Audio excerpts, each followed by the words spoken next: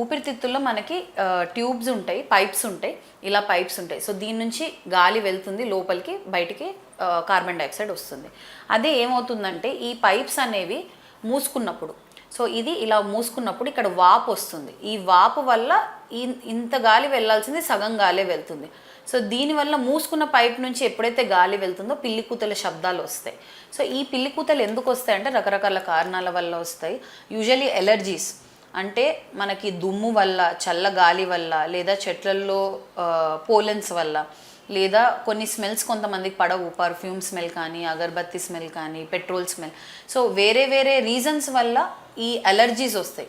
ఈ అలర్జీస్ వల్ల లోపల మన ఎయిర్వేస్ బ్రాంకోస్పాజం అంటాం. సో ఈ పైపు మూసుకుపోతుంది.